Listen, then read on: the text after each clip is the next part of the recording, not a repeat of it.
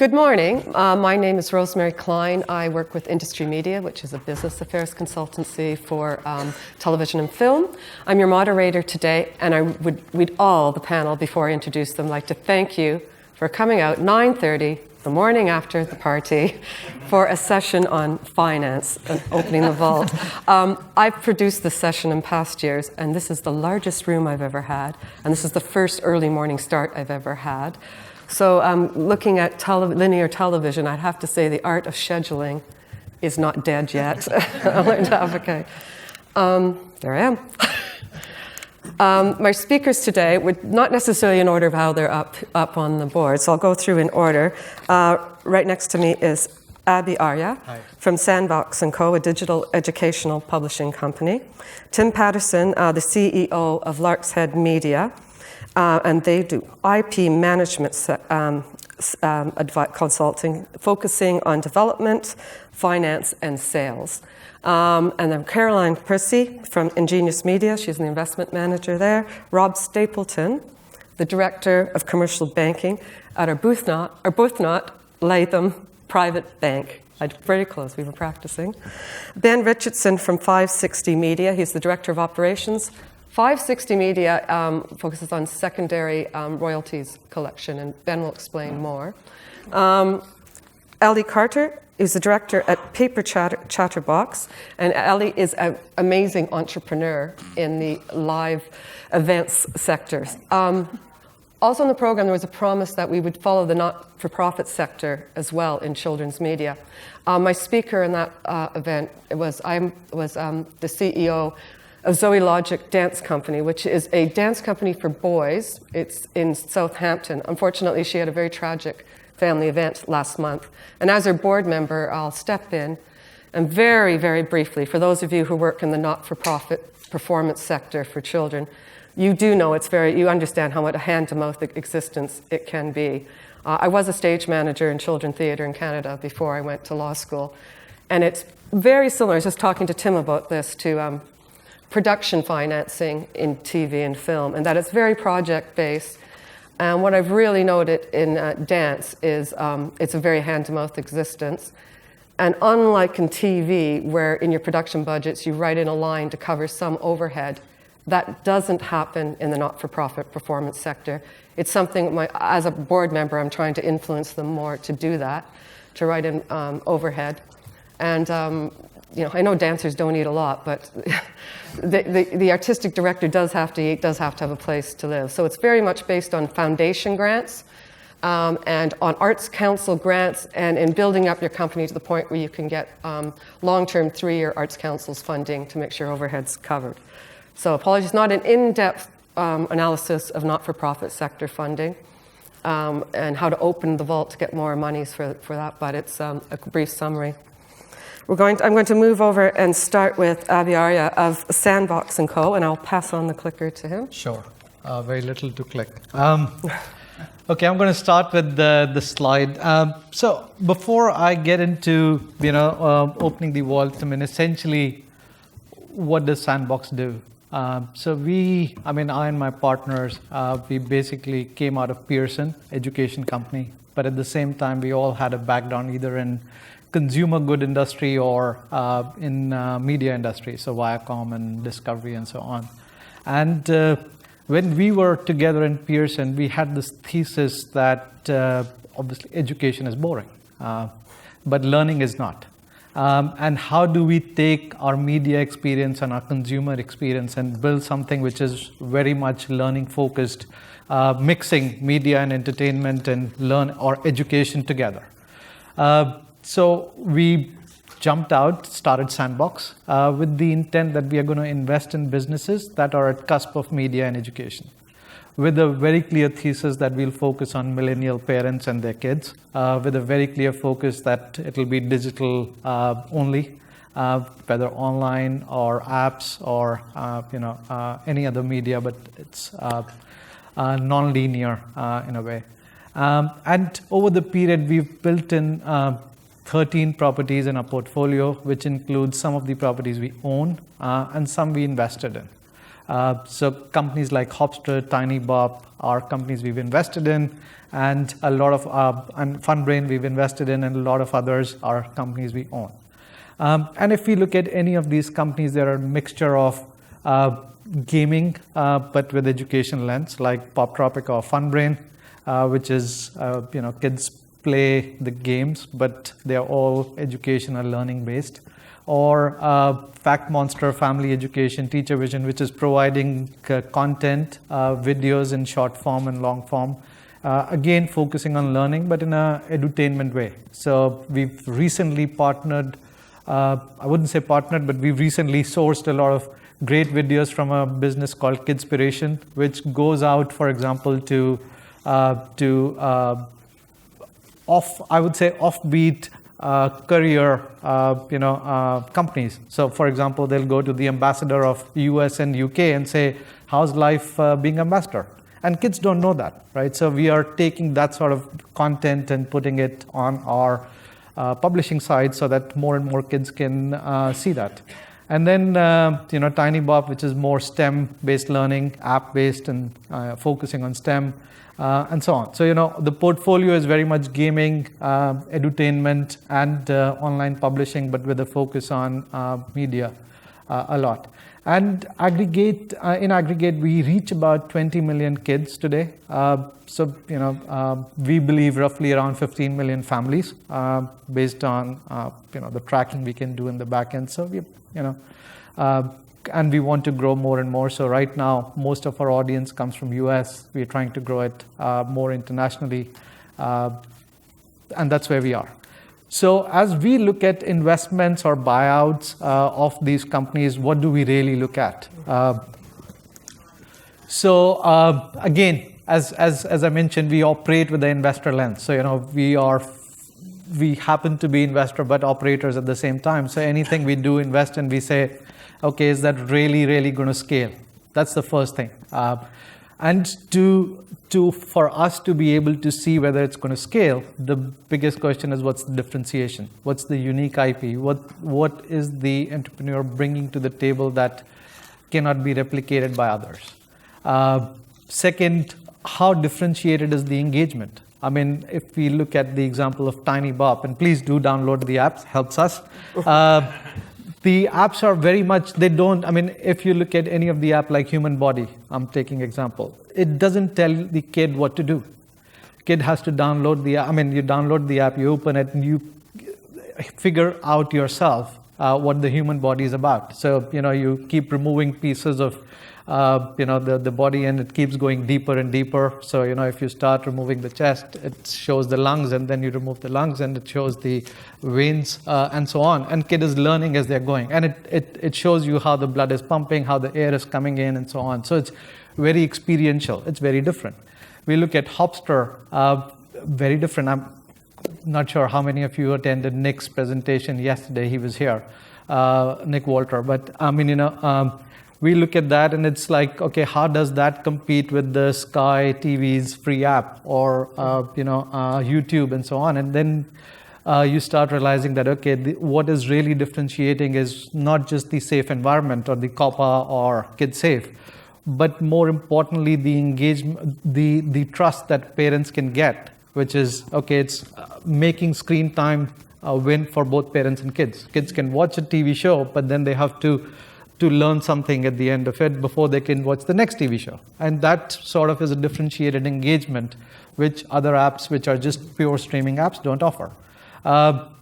The third thing we look for is the idea validated? Has the entrepreneur gone out and checked that it's not just a script or an app idea, but has validated it, has created an MVP or a minimum viable product, shown it to 1,000+ kids, tried to sell it and see if it can really be sold or bought or downloaded. And for us, that validation is important, because if it's not validated, our whole ultimate goal of helping scale will not happen. KidSafe, I mentioned. So we basically generally like to be in COPPA environment or KidSafe environment, because we are building that ecosystem for millennial. And also, the regulations. Right now, the new EU regulation state, you can't even collect more information without telling the consumer what information you're collecting. It's coming out. So, it's getting tougher and tougher in the regime, and we want to make sure we don't collect anything that puts us on the front page ever of any newspaper. So it has to be kid safe. And then the last thing we look at is, that the distribution angle of that content can go beyond the primary channel. So if the primary channel for which we thought, like if we look at TinyBob, the idea was it's an app, you can download it from App Store, you can use it. And that's the primary channel, the App Store on Apple and Google. But can it go beyond? So we are now looking at extending that product into schools by creating a school product, complete school product where teachers can measure the learning outcome. They can start using the product as an extension and supplement to education and so on. Or if we look at Hopster, it has extended beyond the app into Apple TV and other areas. So, can it be distributed beyond? Can it be, so that for us, those are the 4 or 5 things we look at as we think about investment in the ideas. And then if we look at what are we really now focusing on, for us, 21st century skills is becoming more and more apparent. What is becoming clear is that, the jobs we are doing nowadays didn't exist when we were growing up. So it's like, the school system is not able to predict what's going to happen in 20 years. Or 6 years old today, when they'll be 26, they won't know what the world would be like. So the best we can do is to train them on skills like collaboration, creativity, and so on, which helps them be ready for the future. And we are looking for that sort of content all the time. STEM becoming more and more important, so whether it's coding skills or deeper understanding of science or maths by combining elements of nature with the classroom learning is of very much interest to us. Virtual reality. So we are already focusing a lot on taking PopTropica as a game and converting it to both virtual reality and augmented reality. It fits well. And, right now we are talking to Yosemite National Park in US to say, hey, can we look at using your platform, which is the space you have, and creating a full virtual reality island around it. Are you saying we don't have to travel to Yosemite Park? I could wait and watch Old Faithful experience that you can do today, actually. So Google has made it possible. So Google has got... With the smell, too. Yeah, smell... Yeah. But no, Google has already got these classroom tools, which you can go to Yosemite, you stand there, and you can see the whole thing. We are taking it to the next level by saying, now you are the character in the game. So why don't you travel and solve the mystery? So making it more engaging. And then obviously we are expanding internationally. So for us, local relevant content, very relevant. We have identified Middle East, South Africa, and Asia. Southeast Asia as a key growing market. So for us, that locally relevant content. And lastly, we can only get penetration in schools and homes if we can demonstrate a clear learning outcome. We are finding that, everybody is challenging that, okay, I use this app, but is the kid really learning something? So we want to make sure that, new content we produce has a clear learning outcome. We can demonstrate that if you watch this video or if you play this game, you are going to learn something. So that's where we are. So how do you test that you're getting a clear outcome? Is it direct feedback? Or so what we digital? do is we have 3 or 4 mechanisms. One, we have a panel of teachers. So we have a panel of 30 teachers who come to our offices regularly, once a month, where we demonstrate to them or showcase to them the new products that we are looking to, partner with or invest in, and ask for their feedback. Okay. And these are people who have the right pedagogical expertise, the right expertise to look at the content and see what the efficacy of that would be, so on. So one. Secondly, basically we get kids in the office. So we do that every quarter and let kids play the game. And then we ask them quiz questions. So, see if they did learn something at the end of it. So those are the 2 mechanisms, primary research we are using right now. Thank you very much, Thank Avi. you. Tim, could you please describe the Lark's Head media model and how you look at assisting producers of new content and finding and financing and developing their content? Of course. Good morning, everyone. So Lockshead Media, put simply, is an IP management agency. And by that I mean creators come to us with program ideas and we help them make the shows. That's the theory. We cover a range of things, everything from development all the way through to helping finance package, but also to the sales process. And so it is quite a pick and mix. But of course, the fundamentals of making anything is about how the hell is it going to be financed.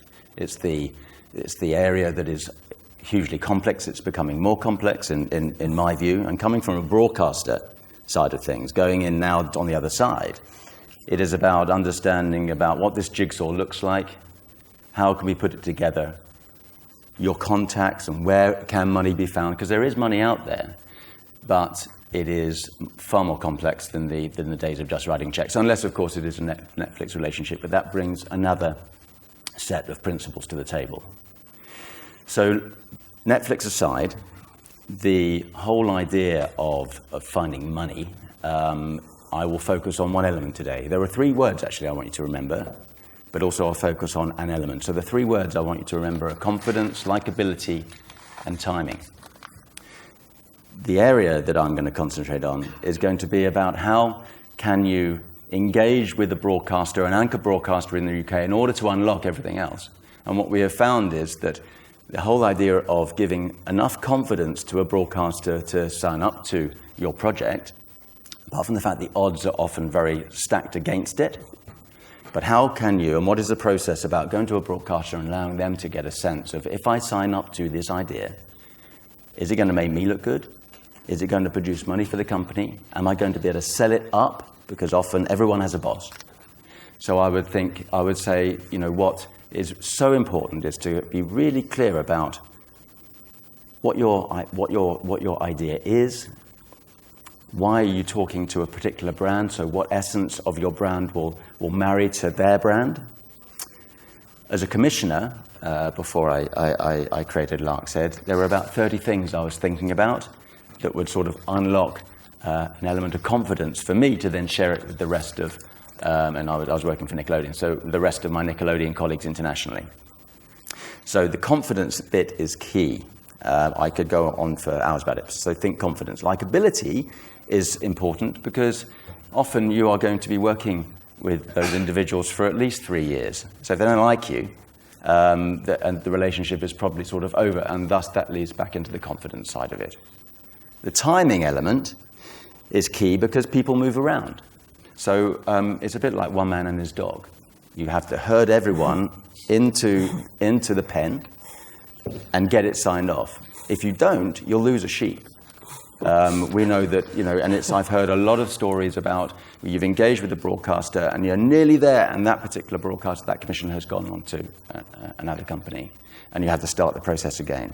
So timing is very, very important. So once you start the process, get everyone in the pen and sign it. So you have to be very tenacious. You have to. It's a very time-consuming experience, and Caroline is going to go into explain a little bit more about the finance plan. So I won't go into any details there. So there's 3 words that I'll leave you with: are confidence, likability, and timing. There you go. Thank you. Pass on to Caroline. And I think that's a really good lead-in to Caroline at Ingenious for any of us here who have closed production financing with Ingenious or any other. There are other companies out there as well. There is very much the 3 things. You have to have confidence in the project, you have to like the project, and the timing of herding all the due diligence and all the agreements into one package is a magic moment in a producer's life. Exactly, and good morning, everyone. I've been talking quite a lot over the last couple of days about timing and when to come and talk to someone like me. I'm always willing to have conversations with people at very early stages, but in truth, when things really start to crystallise is the point where, if you imagine you're on a plane, it's just before the fasten your seatbelt light comes on and you're sort of coming into land. So you're talking to your commissioning broadcaster and you're quite extended stages with them. You've got an idea of your tax break, and you're talking to distributors, so your finance plan is coming together. So this is one of our shows, Slowly's Driftwood Bay, and here are some more that we've been involved with. So Watership Down that's for next year. That's BBC, Netflix, Splash and Bubbles, PBS, Teletubbies, Clangers, so all very recognisable brands. Just talk very briefly about who Ingenious are and what we do. So Ingenious is one of the largest media funds in Europe. We've covered 200 TV productions and over 650 hours of programming. I'm here to talk to you about children's, but we do cover other genres. We also cover film, feature film financing as well. Essentially, we work in two ways. We can cover just a tax credit, and we can work with our loan fund, and that's just purely loaning against a piece of collateral, so like a TV tax credit or Netflix. Or we work with EIS funds, and we have EIS qualifying production companies. So we would work with a producer who would assign the rights to our EIS company, and the EIS company would cover most elements of the budget, so license fee, tax credits, and we can cover a certain portion of GAP as well. So here's a sort of typical finance plan. This is probably quite familiar to you all. So when you come to me, you talk to me about all the elements of the plan. So tell me when the primary broadcaster is going to pay, or the payment terms are very important. You've probably got a couple of pre-sales. You've been talking to distributors, so hopefully they will have ponied up some money themselves and put in a minimum guarantee that might be payable on delivery. Tax credits obviously can be delivery and 6 months beyond for the payment. You might want to defer some fees, and there might be a gap in the budget. So you'll come and talk to me, you'll explain to me exactly what the finance plan is, and then we can start a conversation. With EIS, we don't charge sort of an interest rate, it's a production fee. So when you start talking to me about the project, I can start helping you understand how much the costs are going to be once I've looked at your cash flow, going out, and the cash coming back in, which people do often forget to tell me that bit. Do you want to get the money back? In terms of the gap, what we do for that is we will look at sales projections from your distributor, and what we need to understand is that there will be 2-to-1 net coverage. So, for example, I put in a £300,000 gap here. So I would look at your distributor's sales projections, and once their minimum guarantee or advance has been recouped, and their commission and their costs, the gap in the budget, the sales projections would need to show 2-to-1 coverage. So 700,000 of sales, we would cover that. If once we've looked at that and the sales projections say 300,000, that's a 1-to-1 ratio, and we probably wouldn't look to cover that. So that's sort of a whistle-stop tour through the finance plan. As Rosemary said, there's a lot of contracting in place, doing all these deals, and I won't bore you with all of the directions to pay. It's far too early in the morning. But if you want to come and talk to me one-to-one and talk to me about a finance plan, I can give you some pointers on how we work more specifically. Before anyone even comes to talk to you, do they have to have their commissioning broadcaster agreement in place, or a binding terms of? No, advanced stages of discussion help. I mean, I do have conversations with people at very early stage, and they say, we've got this, and I can help talk to them and say, have you spoken to this person? Have you considered which distributor you're looking at? So I can help you shape things, but I can't actually literally put my money where my mouth is until the broadcasters are on board. Okay. At this stage, Abby, could you please leave the stage and move to your next gig? Absolutely. Okay. Be very careful now. Thank you very much, Abby. Thank you. Kenny's going to help you. Okay. Anne, okay. Did anything else you wanted to add, Caroline? Sorry. So just a few other pointers, things like Netflix you were mentioning, and we've covered Netflix original commissions in Latin America. So even as an original commission, they were paying 20% on delivery and then quarterly thereafter, and we can work within those parameters. In fact, Netflix is a very easy company to work with. We've worked with them on many projects. And we've got a lot of experience. So again, if you find yourselves talking to Netflix about your commission, do come and talk to me as well, because it's not often that people can cover a $3.5 million budget during the production phase and be repaid over 2 years down the line. Yeah, because my understanding with Netflix as well is that you have to provide dubs for.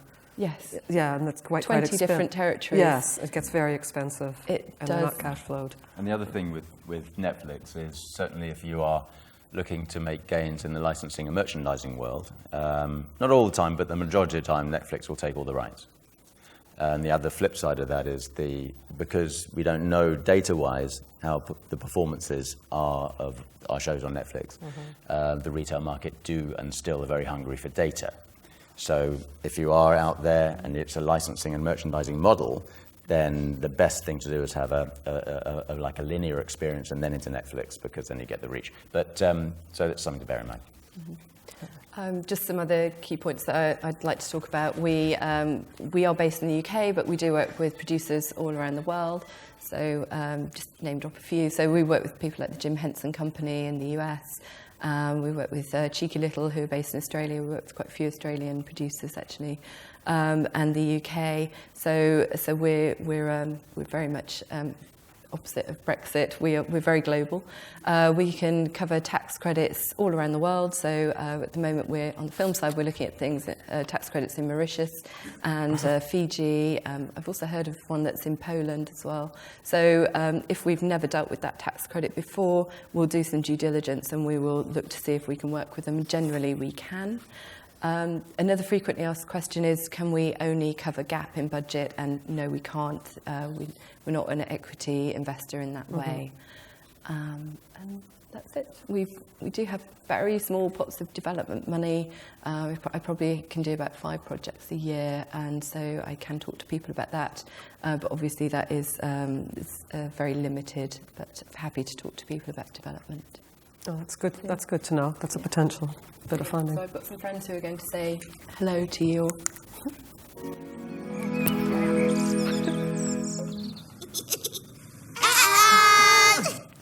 It's not that scary, son. I'll take the clicker from you. Thank you very much.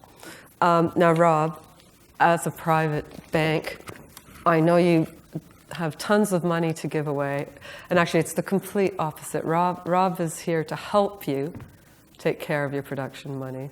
Well, I mean, we have a big bag of £18 notes all available at the bank. I suppose I've been a banker looking after owner-managed independent media businesses for 20 years, and at Barclays and Coutts, and 2.5 years ago I moved to this bank that no one can pronounce, which is called Arbuthnot Latham, and set up the media team. So I thought what might be useful is really just kind of give you an idea for how to talk to a bank manager. So if you're in that scary position of having to be face-to-face with one, just to understand what's in their brains and how best to deal with it when it comes to financing. So I think the first kind of fundamental thing is you have to know the difference between debt and equity, debt and investment. A lot of people say, why don't you invest in that business? That's a great business. They can be, businesses can do really well. If an investor puts money in and hopes to kind of double their money, for a bank manager, we don't invest.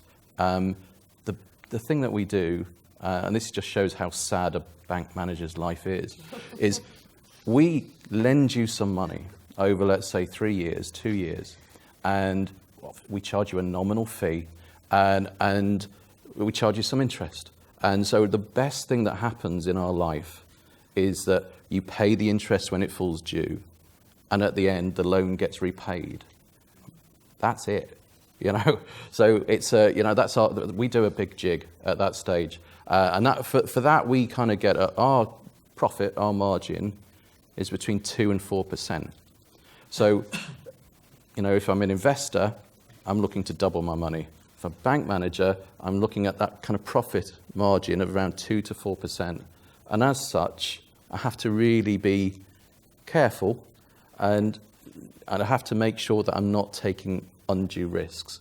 Even if I see some things, which I've seen some fabulous projects and clients have done supremely well, and I wish I had my own money in it, they do supremely well, make millions, but I've just got my 2 to 4% return on my nominal fee. So it's understanding that is the first bit. The banks aren't there to invest; they're there to provide debt and just have that loan repaid over time. So that's a kind of a key bit. Again, when banks are looking at deals, when I'm looking at a deal, and the kind of same as you, Caroline, I'm wanting to understand how that project is being funded. So who's putting that money in and when? And again, for my position of 2 to 4%, I'm not taking any risk on the gap side. So I have to know essentially that when I'm putting my money in, that my bit of money allows the project to be completed. And so again, on that basis, the bank, horrible banks, we say we want to be last in, first out. So everybody else puts their money in, whether it's equity, whether it's soft money, whether it's other investors. They all put their money in, and then we lend the money to get that program completed. So that we will lend against pre-sales, broadcaster contracts. We'll lend against most international broadcaster contracts. We will lend against UK tax credits. We talked about the chance of going to Fiji to see a bit more about that tax credit, but so far, EasyJet don't go to Fiji. And we will also lend against Netflix contracts as well, but from our perspective, we are, again, even more prudent, and we are saying, well, once the program is completed, the delivery risk is out there, is finished, we will look to lend against this money that's going to be paid over 2 to 3 years. So that's the kind of key things that a bank is looking for. We're not looking to invest. We're just looking to get this money repaid and understand quite clearly how that financing structure is going to be in place. Now, it is the herding sheep thing that we talked about, and so you can't come to us with it all totally finalised, because something's going to come along and kick your legs away just when you think it's perfect. But we can have those conversations earlier on, get an idea for it, and work it from there, and say, well, this is an area that you need to look at and complete, and have you considered that? So I think, again, a bank manager's role nowadays, a lot of the time, if we can provide the loan, we will do, because we'll make some money. But if I can't do it, if I'm not the best person to do it, let's say there's an element of gap, or there is this Fijian, Mauritian co-production thing going on, then we would say to people, well, actually, let me introduce you to Caroline or whoever it is, to make sure that the deal progresses. Because at the end of the day, if we can go from something that's theoretical to real and people actually making it, everybody starts making some money. And from a bank's perspective as well, we will look after the production accounts, and we will, don't have to feel sorry for us, but the bank will make money, whether we're lending to you or whether we're looking after your deposits or doing foreign exchange, etc. So those are the key things. I suppose there's only other one major tip as well. Sometimes we see business plans, and people say, well, can I have some advice on business plans? How much detail should I do? Again, I would say the business plan should be relatively short and sweet. It's a bit like a CV. It's just to get you through the door so we can have a kind of conversation. Business plans tend to be read at night. So imagine your bank manager in bed reading it. So please keep it short. And when you put financials in, everybody struggles with this idea of financials, and they've got to put lots of detail in, and they show that after 10 years there's enough money to buy Guatemala. Just again, keep it really simple. We're bank managers, we're cynical beasts. We're all going to go, I just don't think that's going to be true. But if you can put your assumptions that you use, then we can have that discussion, and you don't need to extend it out for 20 years. Just look at the actual project or the business itself, and just do it relatively short with your assumptions, and then we can have that conversation. And then, as I say, if we can do the lending, if we can do the financing, we will do. That's fantastic. If not, we'll direct you to people that can do that particular project for you now, and we will look after your day-to-day banking. And I think in summary, Yeah. for Rob, Caroline, and Tim, I'm going to pick up on Tim's 3 points. You have to have confidence. Banks are going to be very risk averse in funding. You have to have likability. There has to be something about that project that you feel secure and you actually like to go through. And we've gone back on timing. Timing is everything. And you want to be first. Banks want to be first in, last out. And I think we've already come up with So we want to be last in, first out. Last sorry, I in, went into first in. spasm then. Last Sorry. in, and that's a last in. Sorry, last in is because then you can do a total risk assessment. But if we were last in, then everybody else has got their money that's at risk, and we just know that if we do the one thing that we need to do, which is put our money in, and the producer has got therefore enough money to make that programme and deliver it, and the key thing obviously is once it's delivered, then we start to see the money come back from the pre-sales and the tax credits and the others. And part of Ingenius's due diligence will be you want to see that money is going into a secure production trust account or a CAM of some sort. Exactly. And also, we will do due diligence on any parties who we haven't already dealt with. And generally, we have dealt with most broadcasters and tax credits. But in terms of factual entertainment shows that I've done, I was with a US channel then, and I had to do an awful lot of due diligence on them, just because if they go bust and we've loaned, we've cash flowed against that contract, then that's on us, and we'll have to put that bill. But it's interesting what you're saying about Netflix, because sometimes they do put in their contracts things like their license fee depends on being on a certain slot. And that's very, we have no control over that. I can't say to the BBC, well, you've said you're going to put it in this slot, so in 2 years' time when we deliver, you're going to stick to that. You can't, it's regular. You can't on Ofcom regulations. It's up to the channel. Is the only one who can schedule. Yeah. So again, we, you might look at that and think, oh, that's too risky in case it doesn't work, in case BBC change their mind or whoever other channels are available. But we would look at that and we might take a risk on that for a small premium, and we would cover that CP.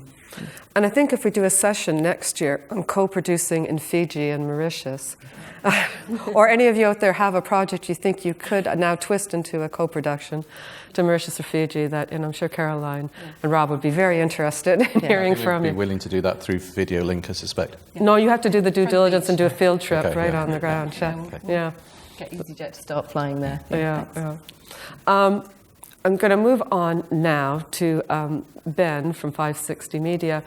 And Ben actually does have the capacity to unlock a treasure chest of money for you at the end of the rights cycle. So I'd say, Ben, it's not the sexy beginning when they're in development and they're going to the I know it's so exciting to go to the animation studio or work with your script in Scriptomatic and deal with the broadcaster. Everything's done. It's not only produced, it's not only delivered. It's been sold, it's been delivered. Been sold, it's been transmitted. It's been broadcast. So secondary television royalties are generated from a television broadcast. And it's important to be aware of these royalties and not leave them on the table or sign them away without knowing it. So there are 3 key rights which you should be aware of. These are cable retransmission, private copying, and educational copying. Cable retransmission, this is where a cable operator will take a free-to-air TV signal and simultaneously retransmit it to their subscribers. So, for example, you can watch BBC One on your Sky or Virgin box. And in some countries, those cable operators will have to pay a license fee to a collecting society, and the collecting society will then pay those royalties out to the content owner. So, for example, in France, TF1 generates a royalty from France, Belgium, Luxembourg, Switzerland. So it's important to be aware that these incremental revenues out there to collect. Retransmission is available in Europe, North America, and Australasia. The next right is private copying, or in the old days used to be called blank tape levy. So this is where a levy is applied to recordable media, so hard drives, tablets, and again, these taxes are paid to a collecting society, and the collecting society will distribute those revenues to the content owners. And private copying is available in Europe. And the third right is educational copying. So this is where a school will pay a license fee to be able to record content from television and show it to their pupils in the classroom.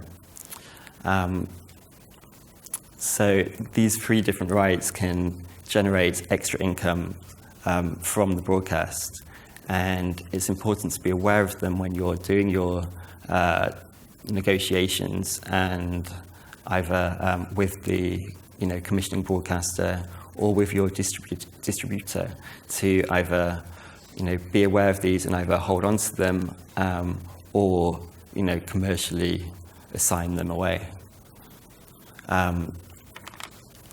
That's a very brief overview of what secondary rights is. So when should a producer come and approach you at 560 Media? Well, it could be either after the program is completed and is already out there, or potentially if you already have pre-sales in place or a commissioning broadcaster in place, we could potentially offer an advance to advance what we estimate the royalties would be for that program. How far back, if a producer has a library of content, how far back can you register and search? In general, it's kind of a 3-year window that you can go back and collect if you've not collected previously. Some countries go back a bit further, but general rule is 3 years. In general, just a word of advice for myself, for those of you who enter into distribution agreements, and Ben can't speak out on this, but look very clearly that you are not assigning away your secondary rights to your distributor, who will pay you on collecting. But remember, they will take their distributor's fee on that before you get the money, when there may be options of you to directly file to get that money and eliminate your distributor's cut. So I do apologize to distributors out there. It's just sometimes if you're very comfortable in having everything rolled up with your distributor, including secondary rights and music publishing, other times it's better. You'll make a better deal if you do separate deals with specialists. And I think just from dealing with my clients, a number of them didn't know about it, which is kind of frustrating. It's free money, isn't it? Yeah. People don't know about it or give it away without realizing they've given it away. So it's just being aware that these revenues do exist, which are generated from the broadcast, and it's for the audiovisual content. It's not for the music, which often gets confused. You're right. Yeah.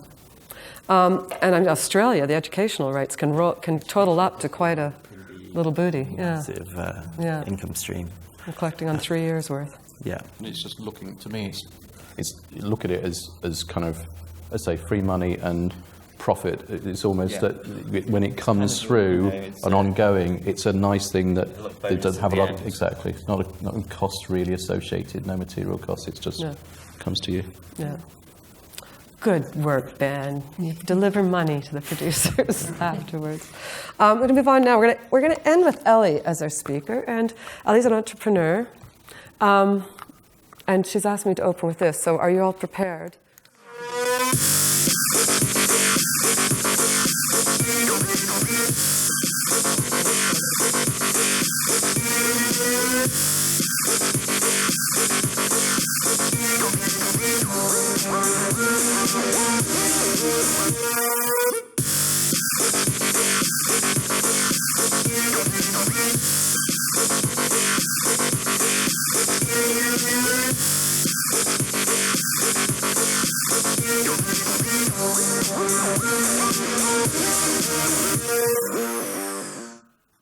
Hi, I'm Jungle Jane.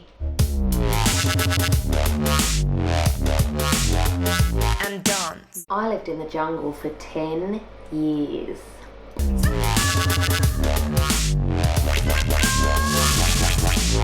Why don't you jump on a giraffe and make your way to Ravaroo?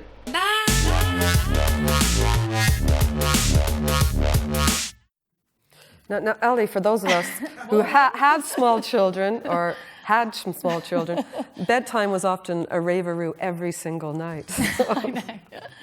So Ellie has both built businesses, has built 2 businesses. Yeah, so I am the co-owner of a business called Paper Chatterbox.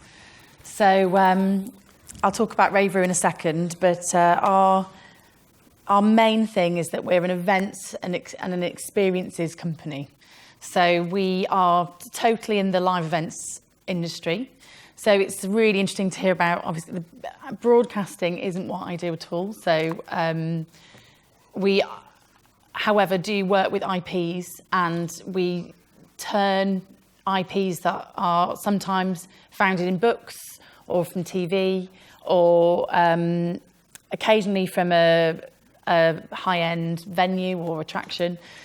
They may have IPs or characters that then Paper Chatterbox comes in and makes their brand enhanced by a live experience.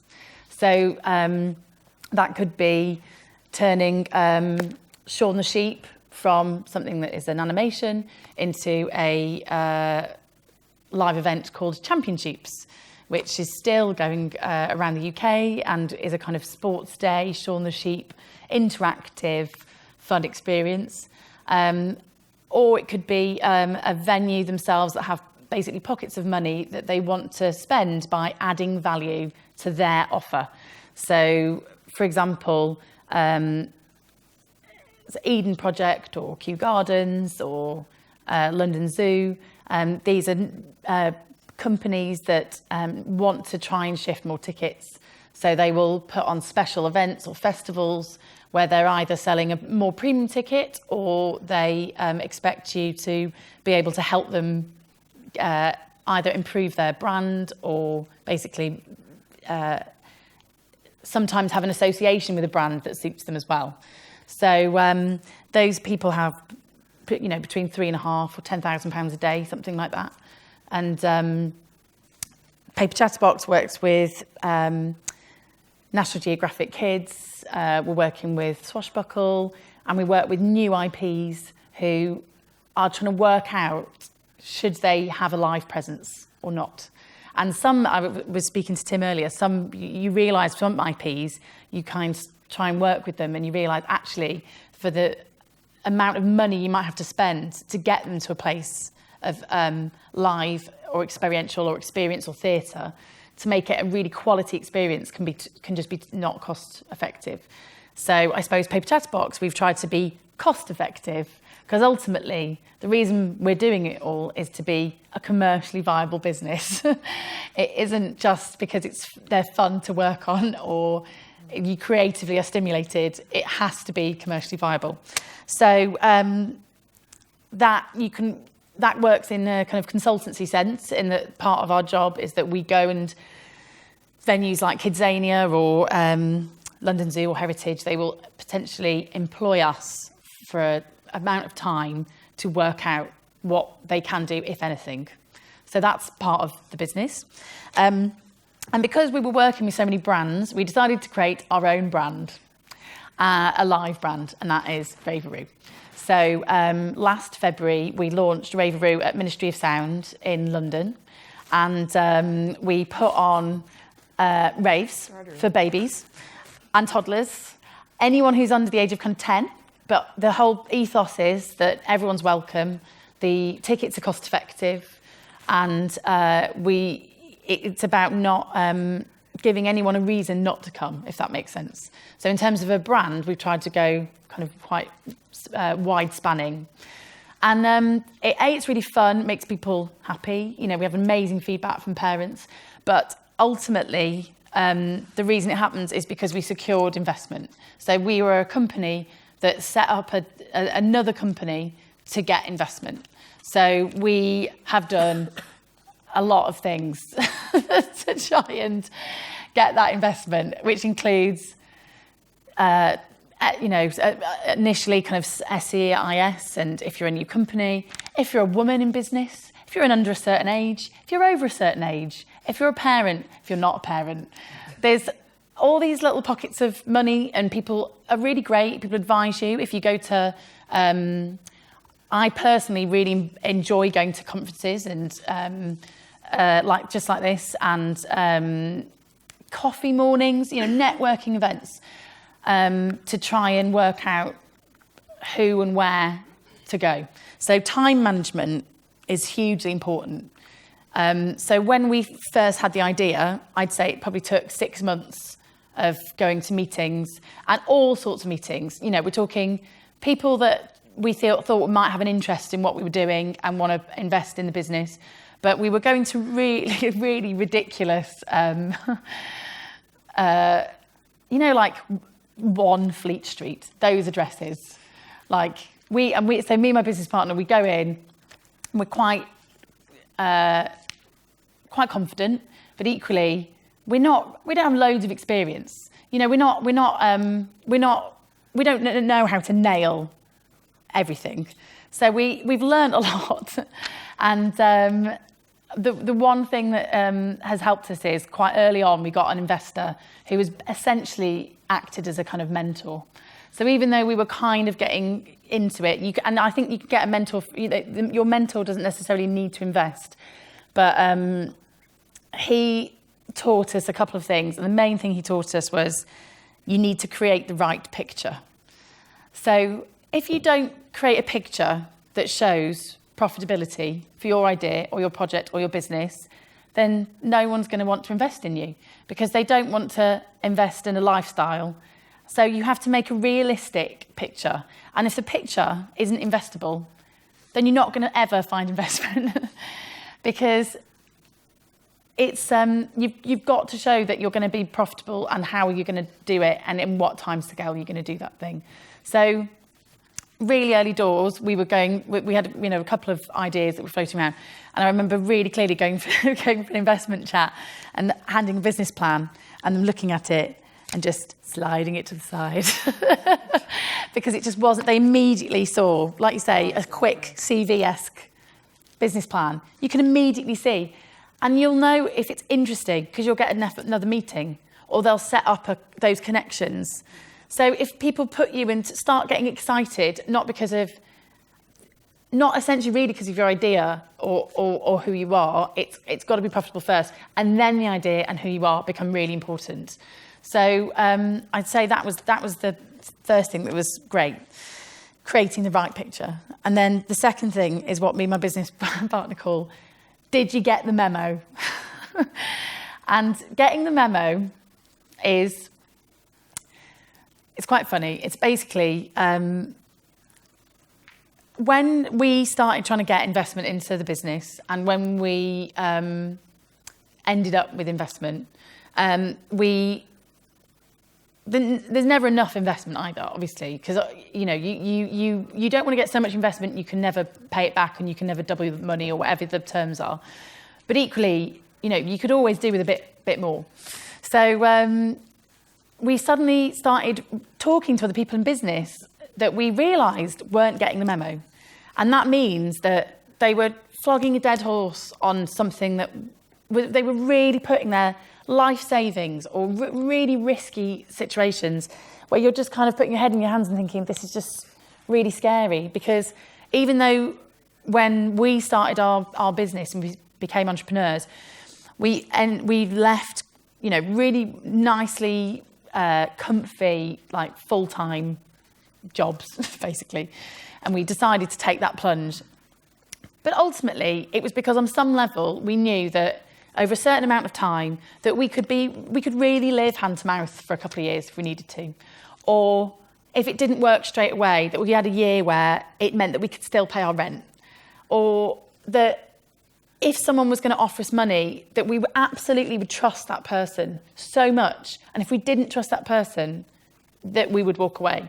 And we have walked away from more investment than we have had investment because we didn't feel right about the people or the situation is the better word. So I think that getting the memo is just about being really brave, sticking to your guns if you can, but also having an exit plan. And that exit plan needs to be a point where you go, I'm walking away from this because essentially, as it's not commercially viable, I'm basically doing a hobby. So if you're going to do a hobby, that's one thing. But if you're going to have a commercially driven, successful business with investment, you need to know that that is going to work for all parties and that you trust each other. And I think that's it, really. I think that's a massive part of it. That we're all, you know, I'm only talking from individual experience as an individual person having a career with a wonderful business partner. And luckily, we've managed to get 2 really big rafts of investments to try and make our business work. And we're about to go into merchandise. We've got deals with Ravoroo going to Ibiza with Chewy and First Choice Holidays. We've got deals with VTech, where we're doing sponsored events. We're looking for big headline sponsors to get it even further. So we've got ambition, but we've also got an exit plan. And the exit plan is, if it doesn't work anymore, we're going to sell the business or we're going to partner with a different business. So I think that's part of it as well. Like the emotional attachment, you've got to know that it's okay to let go as much as it is to have a go. And I suppose that is my last point, is we're just having a go. And it might work or it might not work, but I'm proud of the fact that I'm doing it. And that's it. and I think that Ali's really pointed out a very good point. Trust flows 2 ways in investment, not just the risk. You know, you're doing a risk assessment on who you finance, but also who the person is receiving the finance. And I'm talking from a very specific part of the riskier side. You know, this is not when there is no money there. No one's, you know, you're going to investors going, you could lose everything, and they need to know that is a possibility, but equally that you try and convince them that you believe in what you're doing and you're not going to go anywhere, and you know you can be locked into all sorts of contracts, and as long as you're happy with the terms, then go for it. But you know, the way we've got our investment is from conversations and networking and business contacts. It's not from securing something officially and then loaning against that. It's very much a risk, but ultimately it means that that person taking that risk owns a large part of the business and can then have a much bigger return. And we're really lucky. You know, we are lucky enough that we've got Paper Chatterbox that works with these brands, and that we've formed our own brands, which we now own. So all of the benefits of being a brand owner and all the commercial benefits of being a brand owner we're now getting, because we know how to run it and we own the brand. So we own everything. So I like that. I like owning everything. So it's just portioning out what equity you want to give away. How you value your business is really important. You know, people will value it differently to how you value it. So yeah, I suppose that's it really. That is absolute. Going back to one of the points, timing. Perfect timing. The red light has just come on. And I'd really like to thank our panel of speakers, and thank you, the audience, for coming out. Thank you so much, and thank you, everyone. Really appreciate it.